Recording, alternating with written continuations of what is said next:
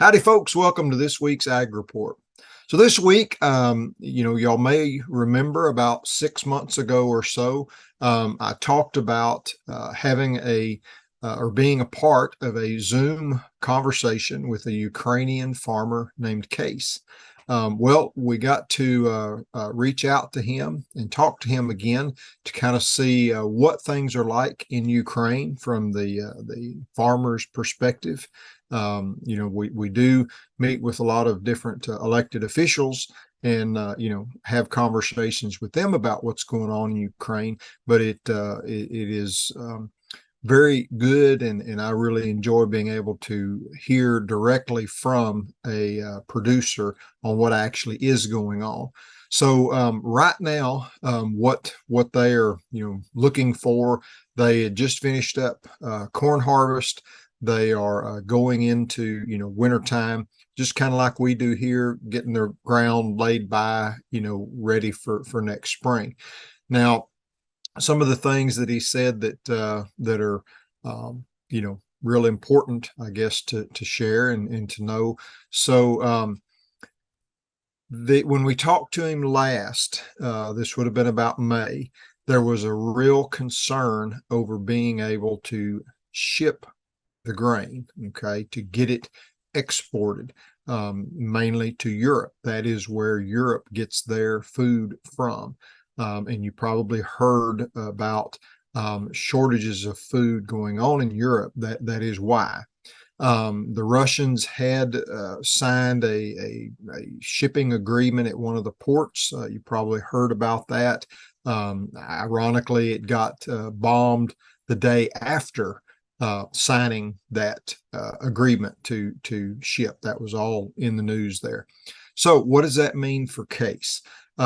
Yes, they are getting some grains moved and getting them exported, but he said the standard price exchange, I guess you would call it, is 50% of its value. So in other words, if you have corn that's trading at $6 a bushel, and that's what the market price is in Ukraine, that would be $3 a bushel. Now, he said the reason is just the risk involved. Those moving and shipping the grain and everything are taking I guess, a larger margin on it because of the risk involved with the war going on. So he said that is hugely detrimental to the grain producers. So they're only getting 50% of the value. Now, diesel fuel is 3 times the value. So you got to remember there, he's got 3 times the expense going into it with fuel. When we talked to him in May, they hadn't been able to use any fertilizer this year because they couldn't get it, period. So they're not, going to be yielding very much. So it doesn't take a very sharp pencil to realize that that crop probably isn't going to make a profit with those kind of numbers. So he said the grain producers are really in big trouble. They're looking at about a 30% shortfall in their production, which is kind of what we have been expecting to hear. Now, you may ask, at this point, well, that's Ukraine. Why do you care, me? And why, is this important to the American producer, to a Texas producer? Well, we all trade on a global market now. Whether you like that or not, that's the way it works. Now, like I said, Europe gets most all of their grain out of Ukraine, whether that be wheat or corn, soybeans, different things like that. But when they've got a shortfall, they have to look somewhere else, just like you shopping at a store. If you go to your local store and they don't have it, and it is something you really need, you're going to look somewhere else, and you may have to drive a distance to get that. Well, that's where America comes in, is shipping stuff to provide that shortfall. You can go back and look. The administration, the president said at one of the NATO meetings that America would try to produce more to offset that 30%. So basically, the administration has asked the American farmer to step up their game and try to produce more to offset that 30%. They have asked the American producer to try to double crop soybeans this year. And so what that means is, and why this is all important for us to pay attention to, when you're asking the American farmer to produce or try, let me put that, it's a very important word, to try and produce more, because it's not a given, okay? Then that means that American producer is risking more to try to make more, okay? And that's very important too, that risking more. It's kind of like a baseball player. You can go up there and you can kind of, do your consistent hitting and just kind of get on base, just kind of hit it down low, not much of a risk, somebody catching a pop fly, or you can swing for the fence and you can try and hit a home run, but you got a lot more risk of getting that pop fly, if it doesn't make it across the fence, getting caught and you're out. Well, it's kind of the same way. We kind of farm to where we think that we're going to make a certain yield based on weather patterns. So we invest inputs up to that point. So when you ask the American producer to try and make more, they have to try and invest more to try and make that. And just like that baseball player, if he doesn't hit that home run and make that more, now that American farmer has lost more on that crop than they made back. And just the way it worked out this year, we had an epic drought. So it didn't work. It was widespread all across Texas and up through the Midwest and stuff. So that's why these conversations with Case are important. He said the other big thing that is going on over there, he is trying to stockpile. They have bought some tanks, and so they are trying to stockpile diesel fuel for the spring crop because, things are not.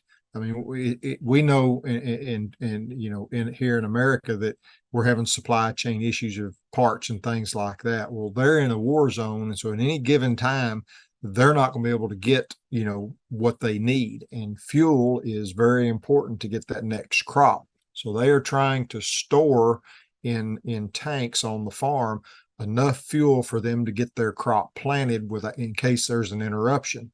The other big thing, y'all have heard in the news about Russia bombing the electric facilities over there. Electricity is very sporadic and unreliable. So they have had to purchase generators.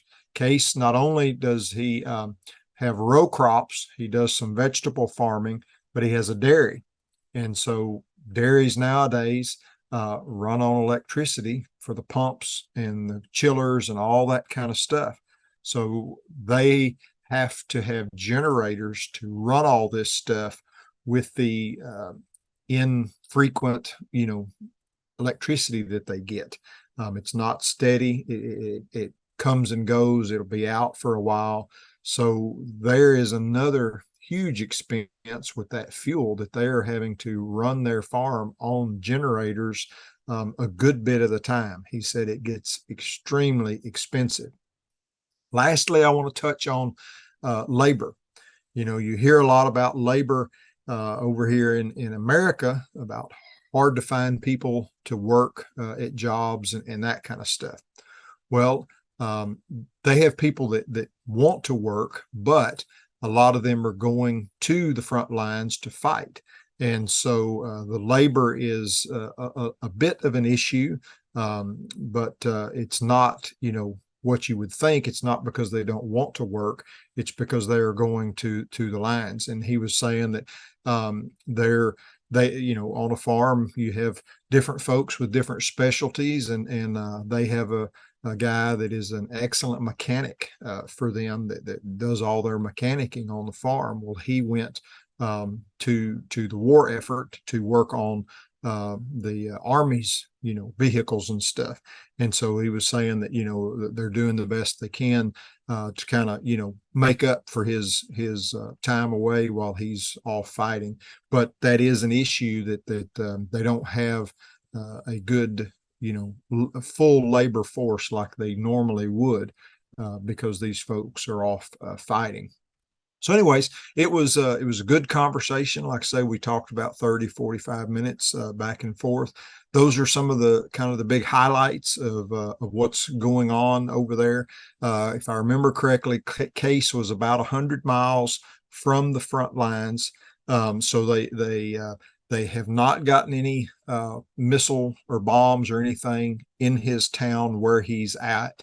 But he did share again, like he did the first time we talked, about the farms closer to the lines just being, kind of wiped out, the grain tanks being bombed, the dairies being bombed, all the cattle being bombed, the chicken facilities, everything like that in there. So as you get closer to the lines, things are in quite disarray.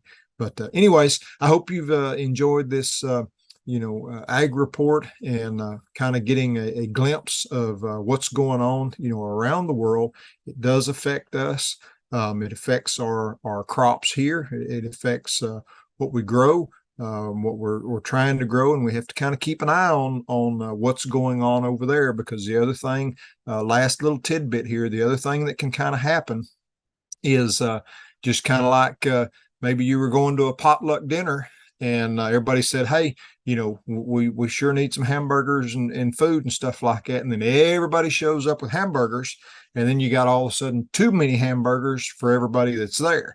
Well, what can happen is if, things were to suddenly change in Ukraine and things started shipping freely over there, and all of a sudden there wasn't a 30% loss in grain, and everybody's trying to produce more, then you can have kind of a glut of it, and then that can make the market fall. And then again, you've got a commodity that isn't really worth anything. So that's another reason why we try to stay in touch and kind of see what's going on around the world in there, because at this time of the year, we're having conversations with our bankers about borrowing money to finance the 2023 crop. So anyway, so there's a snapshot of what's going on in a farmer's head this time of year. Y'all take care now.